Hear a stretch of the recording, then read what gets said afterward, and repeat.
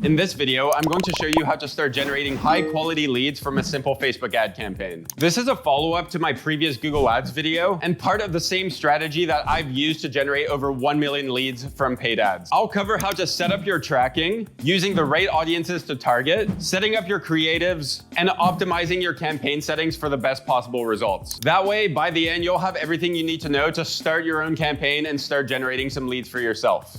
All right, so I'm in a Facebook ads account now, and the first thing we want to do before building any campaign is get our conversion tracking working, so that's exactly what we're gonna do. I'm gonna go on the left here and click on Events Manager. And then from there, I'm gonna click on Data Sets and just make sure that I have the correct pixel to my account that I essentially want to use to track my leads from. Now, if you're gonna do lead gen, you either need a website or preferably even better, a landing page. So something that usually looks like this, where you have an opt-in page where you're essentially capturing people's information. And then if they fill out the form, they essentially land on a thank you page. And so the way we want to set this up is we want to grab our Facebook pixel and install it on this page and this page. And then we're also going to grab a specific conversion snippet code and install it on just the thank you page. And that's going to be essentially the snippet code that sends back the lead conversion event into the Facebook ad account. That way we essentially know which clicks, which creatives, and which ad sets are actually converting your ad spend into leads. So in order to do that, I'm in my pixel overview here. And what I want to do is click on Manage Integrations, click New Integration, click on Metapixel and click on Setup.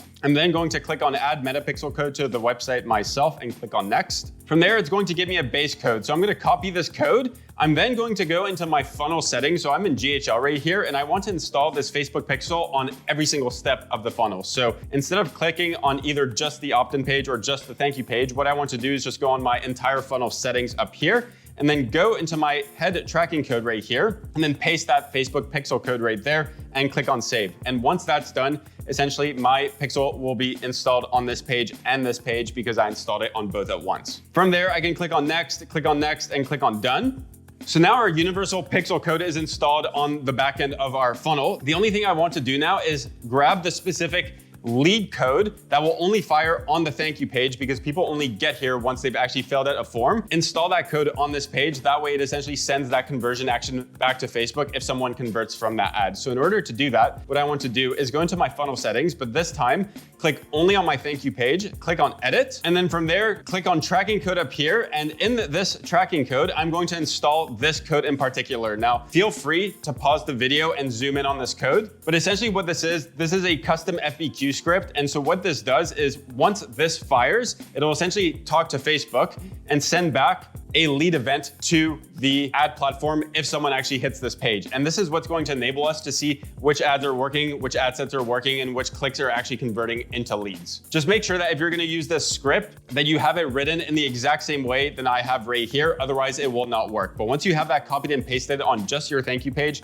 click on Save right here and then publish the page. That way it's live with the codes. So now we have our conversion tracking set up. And if you click on your test events right here, what will happen is if you test your thank you page, you should see the lead event fire within your test dashboard if you have this correctly set up. So make sure you try that. Next, we're gonna go into our campaigns and we're now gonna build our campaign to generate some leads. So I'm gonna click on Create right here. And this is going to be a campaign specifically to generate some leads. So I'm gonna click that as my objective. I'm then going to click on Continue. And I'm then going to call this campaign Prospecting. And then I'm gonna put Leads. I'm just gonna double check the buying type is auction and the campaign objective is lead. So that all looks good there. As for budget, now this just depends on how much you want to spend. Typically, if you're just starting out on lead gen or if you just want to advertise your local service-based business, most people start at around $500 to $1,000 a month. So if you want to play it safe, start at around 500 and you should be good to go. That equals about $15 or $16 a day. And what you want to do is set a daily budget of that preferred amount that you want to spend. So let's say I wanted to spend $500, I would put $15 a day right here. Make sure that this is set to a campaign budget and not an ad set budget. You'll see why further down this video, but essentially on a campaign budget, it will allow the algorithm to optimize for your better performing ads, spend more money on your winners and spend less money on the ads that don't work as well. And it'll just overall increase the performance of your ad campaign as opposed to using ad set budgets, which is essentially where you're forcing a specific amount of ad spend for every ad that you're running or ad set that you're running essentially. I prefer to use CBO, so I suggest you do the same and leave it on campaign budget. Then we're gonna scroll down this whole A/B test area. I'm not gonna use that. that. And then as far as special ad categories, you shouldn't have any, but just click this drop down. If you're running either financial products, employment, housing, or social issues, then click one of those boxes. Otherwise, Facebook will disable your ad account for not clicking it. But for the most part, if you're just trying to generate leads for your local service-based business, then you shouldn't have to click that. We're now all done with our campaign settings, so now we're just gonna move on to our ad set settings. If you like this video so far though, feel free to give me a like and a subscribe below. That way you're updated on all my future videos to come.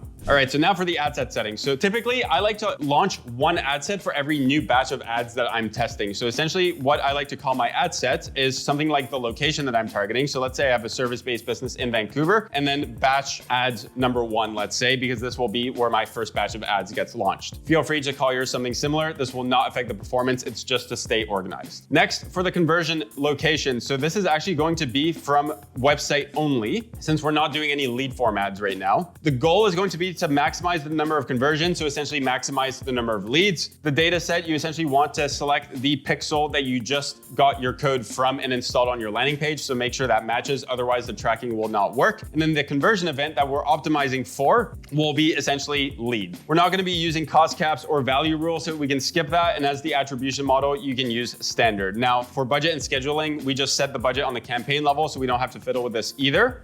And next, for your control, so this is where you can be either narrow or go broad. To start, you want to pick essentially the location. Now, if you're a service-based business, then you essentially just want to pick the city or town that you are operating in. So let's say I want to run ads specifically for my Vancouver-based service business, then I essentially want to select that city only and nothing else. That way it only shows my ads to people who live in this area. So whatever location you're trying to get leads from, just select that one and make sure it's the only option enabled in your ad set. It's then going to prompt you to tick this box where it says reach more people likely to respond to your ads. Just make sure you untick this box. That way it remains strict around only showing ads around this circle right here. From there, when we're just starting out on ads, I actually like to go just full broad on targeting. The algorithm nowadays has become really good at showing the right ad to the right person at the right time. And usually without any use of interest or lookalikes or anything of the sort, the algorithm often gets you a better cost per result by just leaving the targeting fully open. So my suggestion would be, if you're new to Facebook ads, instead of tinkering with interests and complicated audiences, just don't use any of these settings, leave it fully open, and just put the effort into making your creative as good as possible in order to get you the cheapest lead cost instead. So I'm not gonna tick any of these. As for ad transparency, I don't have to declare anything either, so this is all good and I don't have to touch it. And same thing for targeting. For my placements, I like to leave this fully open. I usually see better results overall on my campaigns when I don't touch this. And your underperforming placements tend to spend a very minimal amount, usually less than 1% in most cases anyway. So usually I like to just leave Advantage Plus on for this section as well. So that's all done for our ad set settings. Now the last thing we have to do is just start creating our ads. So I'm not going to go in this video on how to create a nice ad. I'll just show you the different settings that you need in place. So typically speaking, the first thing you want to do with your ads is not just test one ad, but test many ads at once. If you're just starting out, I suggest you try 5 different ads. Videos tend to work a little bit better, but usually I recommend that you try a blend of statics and videos. So let's say you want to try 3 videos and 2 statics to start. Then what you would do is you would essentially duplicate this ad 4 more times and click on duplicate. And then from there, you can rename them. And you would have essentially your video 1 right here, your video 2 right here, your video 3,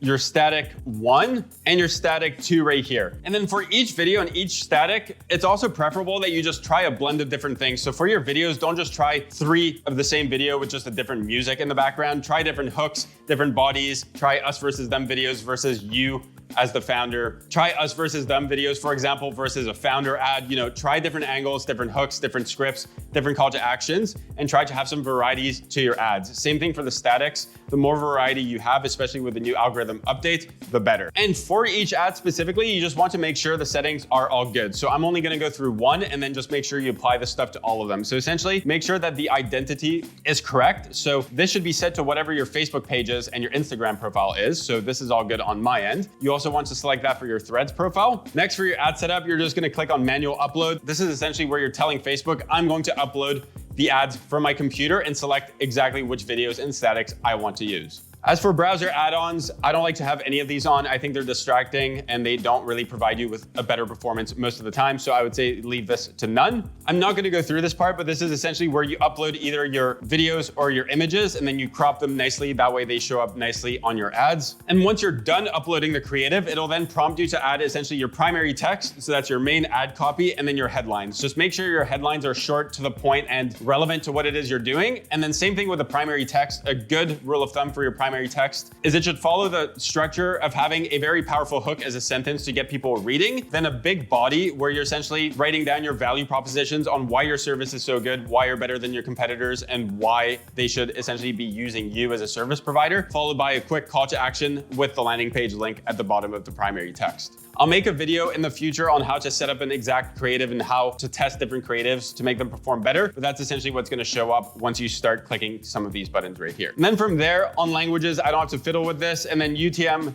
URL parameters, I have a whole video on this too. If you're running both Google and Facebook ads, I suggest you use this. If you're using just Facebook ads, you don't need to, it's fine. You can just skip this part as well. And from there, we're all done. And what we essentially have to do is just click on publish. And so what we have here is essentially a campaign, which will correctly track our leads since we set that up at the start of the video because the conversion codes are correctly installed on the landing page. And we essentially now have a campaign where we have one campaign with one ad set. And in that ad set, we have 5 different ads, of which 3 of them are videos and 2 of them are statics. Now, in the future, chances are that some of these ads will work, some of them will not work, and chances are that you will probably want to test more ads. Now, if you ever do test more ads in the future, instead of launching all those new ads within this same ad set, what I suggest you do instead is you create a second ad set, call it batch of ads number 2, and that's where your ad number 6, 7, 8, 9, 10, etc. would go. That way you're not disturbing the performance of this ad set right here. That way you're essentially left with a structure where every batch of ads, you essentially have one extra ad set within that campaign. So that's it for today's video. If you followed all of this correctly, you should now essentially have your conversion tracking and correctly enabled on your landing page. And on top of that, you should now have essentially a campaign within Facebook ads, which will have the correct location targeting, show the right ad to the right person at the right time, have creative variety by having a mix of both videos and statics. And on top of this, all your ads should be pointing towards your landing page. That way you're bringing people to the most relevant place possible and get the lowest cost per lead possible. If you have any questions on what I went through today, feel free to drop that in the comments below and I'll try to get back to you as soon as I can. And if you'd like me to run your Facebook ads for you or generate some leads for you if you run a local service-based business, then there's a link in the description. You can book a call there and we can have a chat. Apart from that, I hope you like this video and I'll see you on the next one.